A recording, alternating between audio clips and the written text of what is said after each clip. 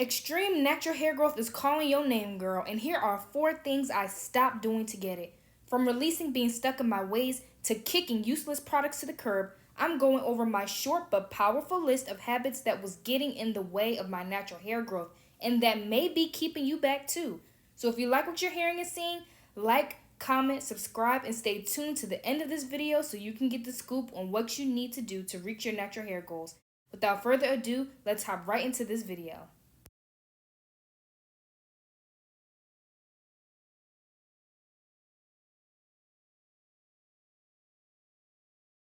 I'll be going over this short list while I'm doing my moisturizing routine, that which if you want the full details of, you can check out the previous video I uploaded and I'll link it right up here on the screen. The very first thing I stopped doing for extreme natural hair growth is getting stuck in my ways.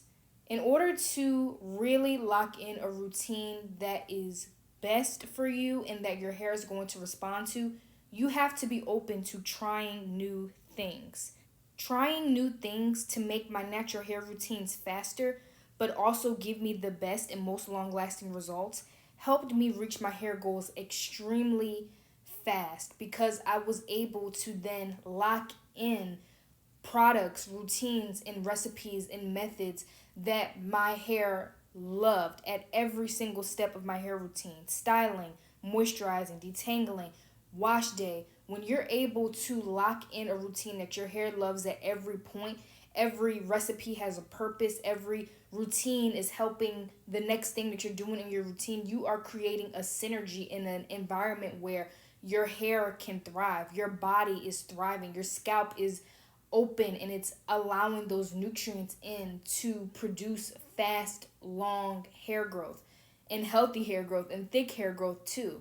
So I had to release the idea that the only thing I could use is Blue Magic or the only thing that I could use is coconut oil. And I'm going to get to coconut oil a little later. But opening yourself up to trying new things is what's really, really, really going to help you. When I first began my natural hair journey, I tried multiple sealants, Blue Magic, shea butter, coconut oil. I tried multiple moisturizer routines. I tried multiple hair masks. I tried as much as I could, as often as I could. As I said before, all in search of what will cut the time I'm spending on my hair down, but will also give me the most results. That's how I knew what to put in the growth training guide, because I was researching and doing these experiments on myself. And once I began sharing these routines that I locked in with others in my community, my family, my friends, my coworkers, my classmates, and seeing that they too were getting amazing results, I was like, okay, this can work for way more people than I know. So if you have not gotten the guide yet, grab it, because those routines and recipes in there I have put together over years and years and years of researching. And they don't just help me, they help plenty of people of all different ages with varying issues that they may be experiencing with their natural hair, both genders. Many people who I shared these recipes with have amazing results because, like I said, I didn't stop at just trying to find a moisturizer routine. I researched and made sure that every single step of my natural hair routine was feeding my scalp what it needs and making sure that my hair was thriving and healthy and being fortified with what it needs to grow long, healthy, and strong over a long period of time. So you're not just going to get a great moisturizer routine. You're not just going to get an amazing wash day routine. Every single step of your routine, I've researched, I've vetted, I've used it on myself, and now hundreds of people are using it and benefiting from it too. So if you have not grabbed the growth training guide, that can be an amazing assistant to you on your natural hair journey as you're trying to grow your hair longer, healthier, thicker, and stronger. The second thing that I stopped doing in order to promote extreme natural hair growth is letting society dictate what's a cute way to wear my natural hair and instead choose to wear styles that prioritized my hair health. All over the internet, we see pictures and videos of people with natural hair doing slick ponytails, elaborate designs on their edges, a lot of styles that require a lot of gel, slicking, and brushing. And for me, that was way too much strain on my 4C natural hair, even though a lot of people would literally walk up to me and be like, why don't you do these styles? Or you would look so much better in these styles. And I had to reject that because I knew what was true for me. I would try to copy those styles, use a ton of gel on my hair, suffocate my scalp in strands in the process, and I would have a cute style for a couple days, but then I would be left to protein treat my hair, wash my hair by the end of the week because my hair would be super dry and need some serious rejuvenation after slathering it in gel and slicking it back in a super tight style. So I had to know what worked for me. And after I made that switch to stop listening and trying to copy what other people is saying is quote unquote more attractive for me, my hair growth took off.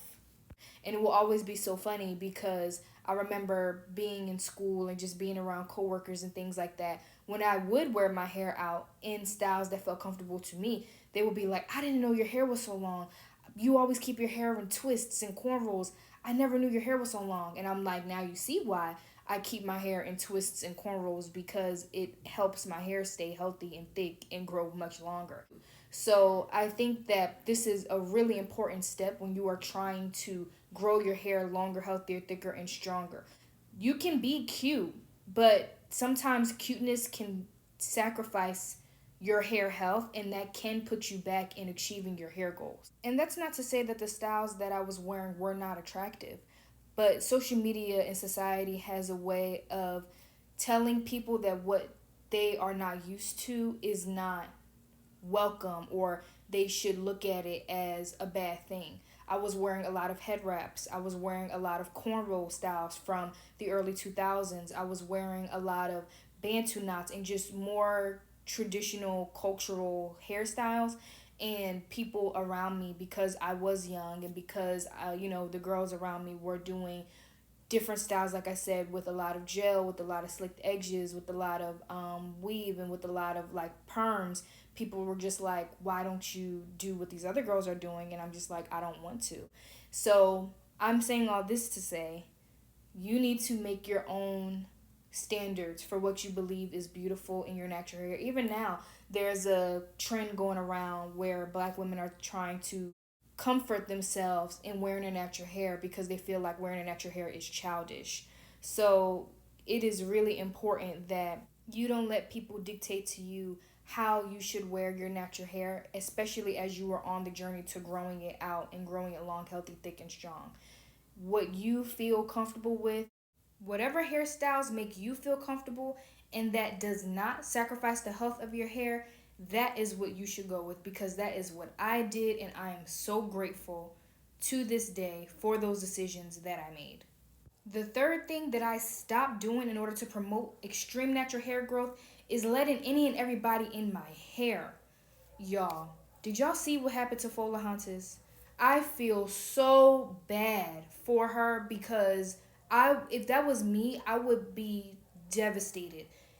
And it's this that for that reason alone is the reason why I don't play when it comes to other people in my hair. And that happened even with a person who says that she specializes in doing silk presses on natural hair. So it's just like, if it just takes one time for all of the work that you put into growing your natural hair, making it healthy, can just be stripped away like that. That is the reason why I am very like if I can't do it myself, it's not going to get done. If I cannot put a style in myself, whether it's blow drying my hair, silk pressing my hair, doing box braids or plaits, cornrows, anything, if I cannot do it myself, I just will not do it. And that has been great for me because it has allowed me to find styles that are both easy to install, that's does not require for me to be washing my hair often and manipulating my hair. It has helped me a lot on my natural hair journey. Like, it can feel like a limitation, like, dang, I can't go get silk pressed. Like, don't think about the can'ts. Think about what you are being protected from. You can look at it as inconvenient to do your own hair, but it's also inconvenient to pay somebody to do your hair. Now your hair is falling out. So which inconvenience do you want? Because I don't see me doing my own hair as an inconvenience. I see it as me taking a step to protect myself and protect my hair and my crown from being damaged by somebody who doesn't care. They were paid either way. You understand what I'm saying? Who benefits and who is at a loss if your hair gets messed up? Think about that. And that doesn't just go for silk presses. That goes for people who go get their hair braided and their hair is braided too tight. Now they scalp bleeding, their hair is falling out. That goes for any kind of style. Any of it. The stylists are paid either way. They are paid either way, and ultimately it's not their hair at risk. So I'm telling you, you want to get those inches, especially fast, lock in some easy styles that you can do, that's comfortable for you, that does not require a lot of manipulation, a lot of upkeep. Stick it out, and you will have, your hair will grow so long and so quickly. Like, it's true. You know how when people lock their locks just like take off because they're not doing anything to it. They're locking their hair, they're leaving it alone. They're probably brushing it. They're probably, if they're doing it right, they added some aloe vera. And you blink and they're like, where did you get all this hair from? And they're just like, it's just been growing. That can also be the case if your hair is not locked, okay? That can also be the case if you don't lock your hair. You just have to lock in a style that you do like. I like to do braid outs. I'll throw my hair in like 8 big chunks, wear it out for a week, redo it with aloe, water, and oil, and just keep that process going. Or even here, right now, I have the front half of my hair braided in cornrows. The back half of my hair is in those 8 chunks of braids that I've just said. And so I'm wearing my hair out a little bit so that way it's like a half up, half down braided style, and then just reinstalling the braids. And it's not hard. It doesn't take that long. It takes me probably 2 hours max. And I can refresh the cornrows, so now I can wear this style for weeks and weeks and weeks on end. I'm telling you, that is my hair hack. Find a style that you can put in and easily rejuvenate so you can keep wearing it and your hair will keep growing. And my fourth thing I stopped doing is I stopped using every product that did not give me any results. Coconut oil, I kicked to the curb. Blue Magic, I kicked to the curb. Shampoos that strip my hair of too much oil, I kicked to the curb. Gels, a bunch of store-bought products that I saw was not moisturizing my hair long term, helping my hair grow, I kicked to the curb and I replaced it with more natural products. You swapping out things from the store that are more natural is going to accelerate your hair so fast, it's going to make your head spin. I'm so serious. Swap that gel for flaxseed or aloe. Swap the leave-in conditioner with water and your hair is going to take off. This is the end of the videos, lovelies. If you made it here, drop a pink heart and leave any questions below. But until next time, lovelies, bye.